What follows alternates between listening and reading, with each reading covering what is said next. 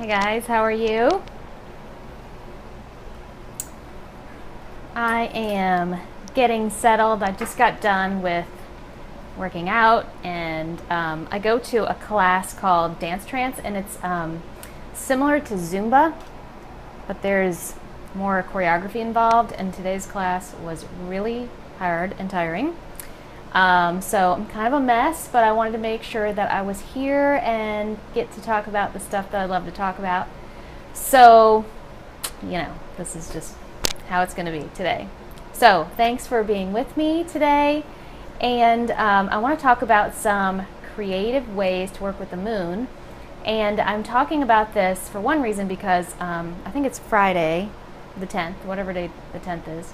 We have a full moon coming up, and I work with the moon cycles on a regular basis, and I teach a class on working with the moon cycles. So it's something that is in my attention all of the time, and it's something that really is fulfilling to me, and a lot of people ask questions about it, and it just seems to be becoming a more and more popular topic because the moon is so powerful to work with in so many ways. So I wanted to talk about some ways that you can creatively work with the moon cycles today to kind of help you get started or to help you expand what you're doing with the moon already.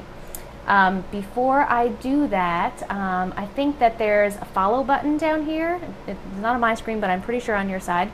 So you can follow me if you want to know when I am live on Facebook. And right now I'm doing Monday night broadcasts, and I'm going to be doing some live readings and things. So this Friday, Friday the full moon, I'm going to be doing some readings on this page. So make sure you're here. I will pull a card for you. We'll do some readings, Friday night reading party. That'll be fun. And the other thing is, I think you have a share button. So if you think this would benefit anybody, if somebody would be interested in it, please feel free to share it for me. And I would appreciate that. Thank you. So let's talk about the moon and what you can use it for. So probably some of the less common things that you can use the moon for. You might want to do this. These are not ways that I currently work with the moon, although I would say that it's interesting. One of the things you can do with the moon is gardening. And if you follow the moon phases for gardening, there are better times to plant different crops and things. If you follow the moon cycle, you'll have a better harvest and bigger plants. They're more vibrant and more alive in that way. So just to give you some examples, like the new moon is a time when there's balanced leaf and root growth. So it's a great time to plant crops that produce the seeds outside of the fruit. So like lettuces, spinach, broccoli, grains, that kind of thing. The first quarter moon is when there is very strong leaf growth. And this has to do with the moon being moving the tides and attracting water. So the gravitational pull is stronger at certain times, and it moves the water in the earth. So first quarter, strong leaf growth. This is good for annuals that produce the seeds inside the fruit, so like peas, peppers, squash, tomatoes, things like that. The full moon is great for root crops, so beets, onions, potatoes, peanuts, carrots, things like that. And then the third quarter is a resting period, so that's when you want to cultivate, you want to harvest, you want to transplant, you want to prune. If you mow your lawn in a third quarter moon, you will retard the growth of it. So if you want to know how to not have to cut your grass so much in the summer, cut it during a third quarter moon, okay? So that's one way you can work with the moon cycles. Another interesting way, which again is not a way that I work with it, but fishing, because it controls, the moon influences the tides, and the tides influence fishing. And also, and I didn't really research this one very much because it's not something I'm interested in, but you can increase your catch by fishing with certain phases of the moon. But if you want to know about that, you'll have to look that one up. Okay. So here are some ways that I do work with the moon, and this is what I really wanted to share with you because I want you to try these things and see how they work for you. So one of the ways you can work with the moon is energy management for yourself, like your own energy. And this would be with all phases of the moon. And how you want to work with this is you want to start with the new moon and really pay attention to how your energy feels each day and track the moon cycle along with it. And when you do this over a period of time, you will learn when you have more energy, when you have less energy, and you'll see these things happen in cycles. So like the moon phases, there are 8 phases in a cycle, depending on how you look at it. And you know, if you can track that with the moon phases, you'll be able to plan in advance, like to do high energy activities during the moon phases when you normally have a lot of energy. You will know to take rest during the moon phases where you don't have a lot of energy, because you want to be in harmony with that kind of energy and use that to your advantage so that you can maximize like your energetic body and your energy usage. Okay, so that's one thing you can do that's very helpful, that you can excuse me, track over time. Sorry. Something else you can do, which is really good to do, is you can charge your crystals in a full moon. So take them outside, lay them out where the full moon light can shine on them. Even if you put them outside during a full moon and maybe you've got trees, like I live in an area where there are a lot of trees, and so I can't usually see the moon from my house because the trees are so tall around me. But they will be charged by the moon's energy. So that's a good thing that you can do with them. And it's easy to do. You just, set them outside. You can even put them in a windowsill, where they can get moonlight energy and let the moon charge them up. Something else you can use the moon for is to find out what is preventing you from achieving a goal. So you can use the waning moon cycle. Let's see. You can use the waning moon cycle when you are not achieving a goal, the waning moon half of the cycle, I should say, to let go of things that are blocking you, to get things out of your way, to release the limiting beliefs you might have that are holding you back from achieving a goal. It's really helpful to follow the moon phases for that kind of work. You can use the waning moon again, so that's the second half of the moon cycle when the moon is getting dimmer and smaller. You can use that for cleansing and purifying your mind and body. So the waning half, so we have, let me just back up. So we have the waxing half of the cycle. That's when the moon goes from new, where it's completely dark, and it grows brighter until it gets to a full moon. I'm using my hands a lot and I realize you can't see them. But, and then we have the waning half, which is the second half, when you go from full moon, full brightness, all the way back to new moon, to darkness. So the waxing half, when the moon gets brighter and bigger, is good for calling things into you, for attracting things, for adding things. And the waning half is good for releasing things, letting go, clearing out the clutter, cutting attachments. So those kind of things. Okay, so that is why it's good to cleanse and purify during the waning half, because cleansing and purifying is all about letting go and clearing out the things that you might be holding on to.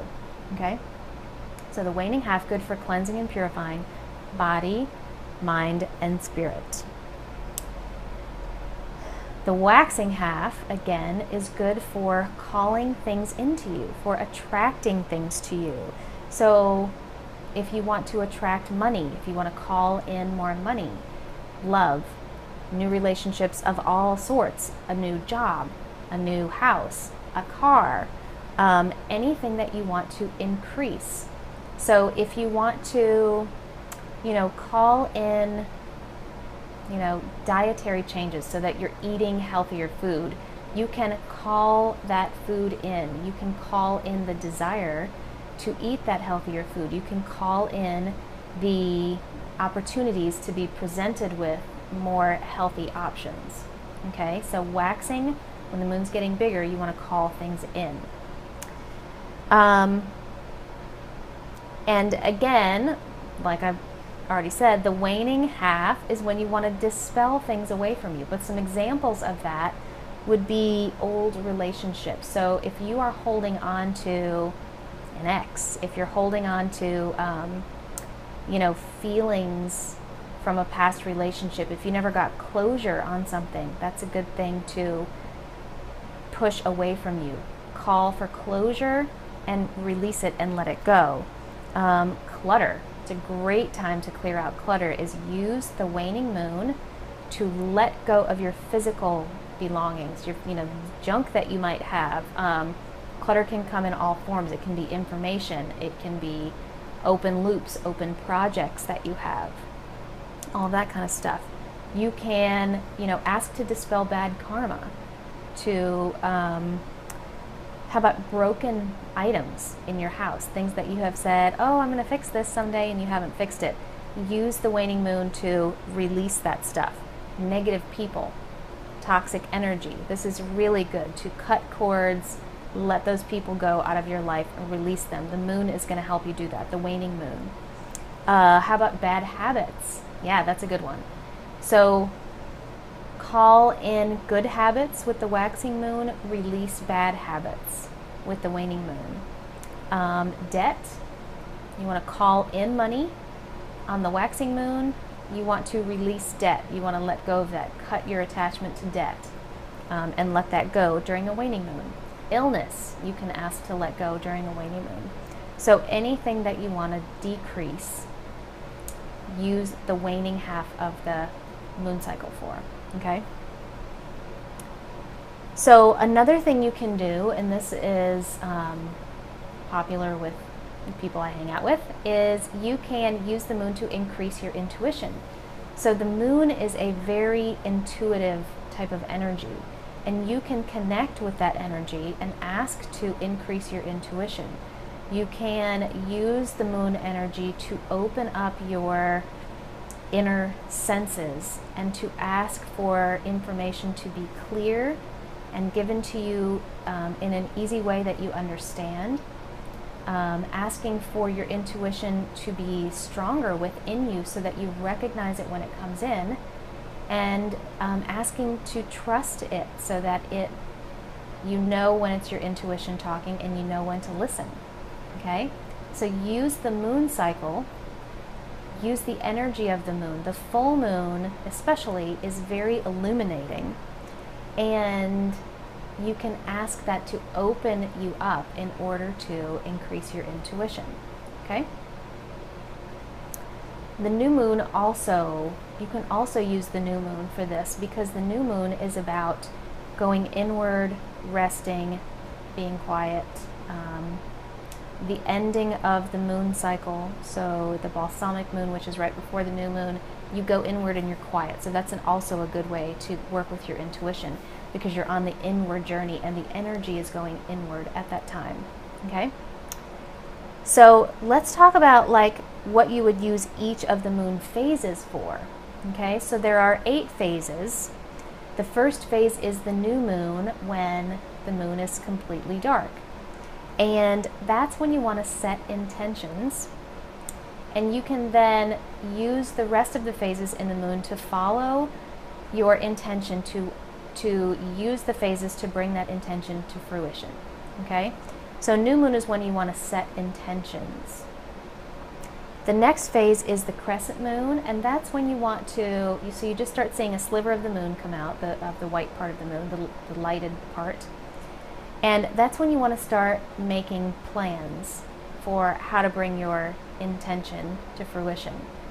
So not only do you want to set intentions, and you want to set your energy, and you want to harmonize with the moon energy, and you want to, release your limiting beliefs, and you want to clear your thinking and think in a positive way, but you also want to take action.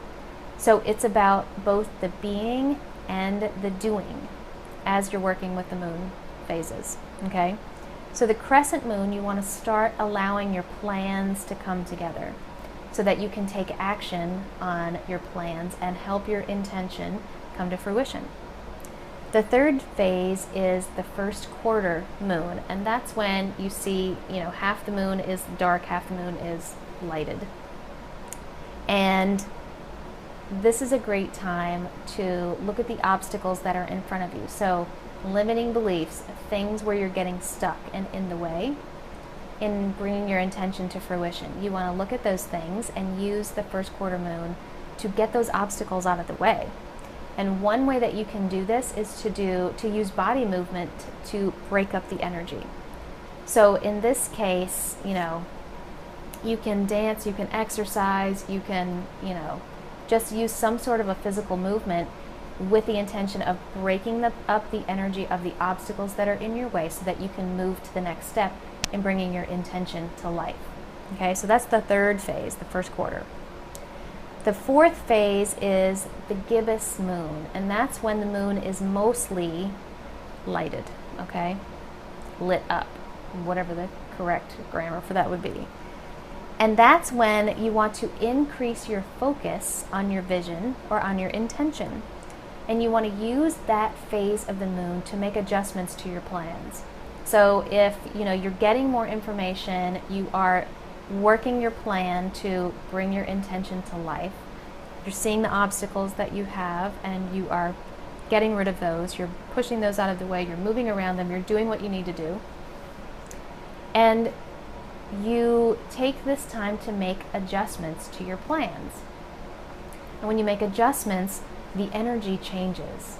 And so this phase of the moon, the gibbous phase, when it's mostly light, is a really good time to make those adjustments and to see things in a new way. Sorry, I need to adjust myself here. Whoops, sorry.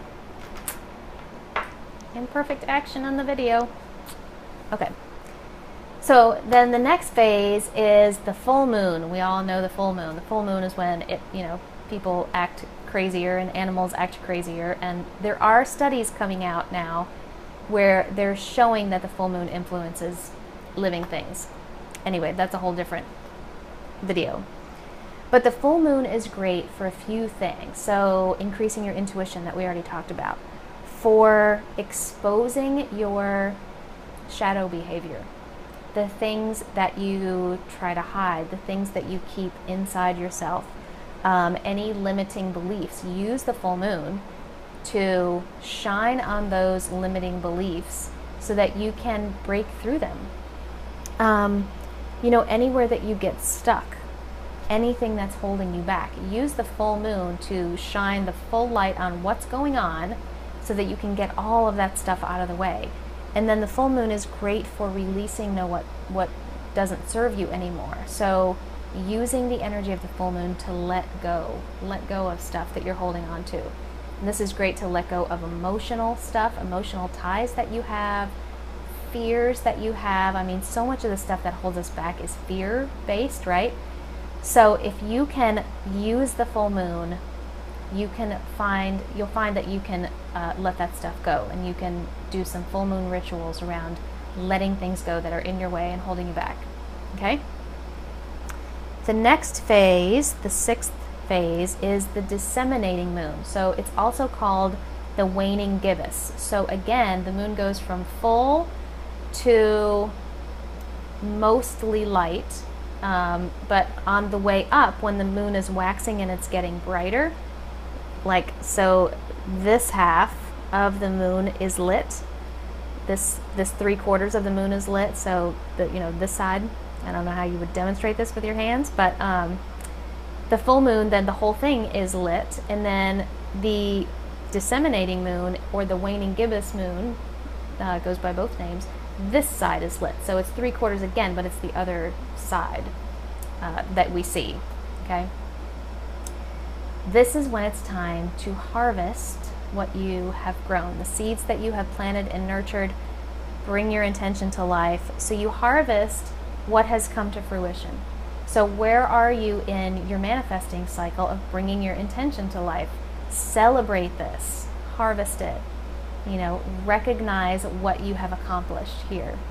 And I will say that, a lot of the intentions that we want to bring to life take more than one moon cycle. Sometimes they can take years. Sometimes they're a lot faster, but sometimes they can take, a few moon cycles or months or a year to bring to life. So you just keep going through the cycle over and over and over, and you celebrate at the disseminating moon what you have accomplished, okay?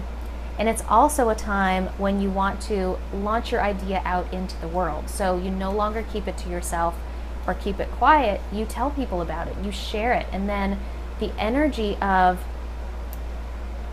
what you are creating then spreads, and it expands in that way, because now you are passing the energy of what you're creating in little pieces onto other people as you tell them about it, and then they carry that energy then out into the world further, okay?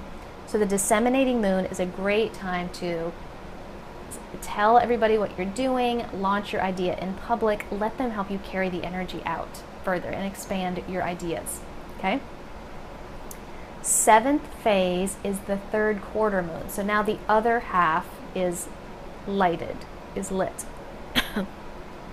So half the moon's dark, half the moon is lit. But it's the other half that's lit from the first quarter.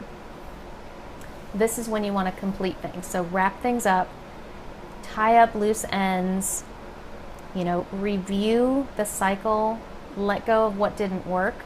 So, you're bringing an intention to life, you're manifesting something, you are calling something in, and now's the time to say, okay, let's wrap this up, let's bring it to completion. We are done with this phase of bringing this to life.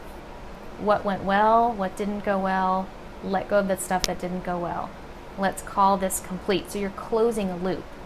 I talk a lot about closing open loops, because open loops cause us lots of problems in our lives, because they take up mental space and psychic energy and all of that kind of stuff. So it's closing the loop so that you can free up more energy for the next phase of what you're doing, okay? So that's the third quarter moon. That's the seventh phase. The last phase is the balsamic moon. The balsamic is also called the waning crescent. So it's the other little sliver of moon that you see. And this is when, you're done with your project, or you're done with this phase of bringing something to life. You are resting, you're rejuvenating yourself, you're going inward, you are reflecting on what worked, you are allowing things to fall away, you are being. This is when you just be, okay? Let yourself get recharged. Let the next intention that wants to come up start to form inside your mind, in your spirit. Let that bubble up. If it's the next phase of an intention you're still creating, let that bubble up. Let yourself, soak all of that in and ask what wants to come up next, okay? And then the moon phases start over. The next cycle starts. So you go back to the new moon where you set intentions, and you go all the way through the process. So those are some ways to work with the moon cycle. And then, we talked about each phase, how you work with the energy of each phase. And I'm really excited for the full moon this Friday, and for the reading party that we're going to do this Friday. I hope you'll join me for that. But in the meantime, if you want to practice working with the phases of the moon, if you already know that the importance of working with the moon, I created a planner that's called The Beginner's Guide to Manifesting with the Moon. And it walks you through, it's a one-page calendar that has all the moon phase dates on it. It has Mercury retrograde dates. It has the solstice and the equinox dates and all of the eclipses, because all of that energy works together and can help you or hinder you as you try to manifest and bring things to life. So I really want to help you work with that energy and really, help let it help you expand yourself, okay? So if you would like a copy of that, it's free. I will put the link in the comments below, and I appreciate you being here. If you have any questions about working with the moon phases, let me know. I'm glad to answer questions for you. And I will post a separate note about Friday's reading party, and I hope to see you all here. Thanks. See you later.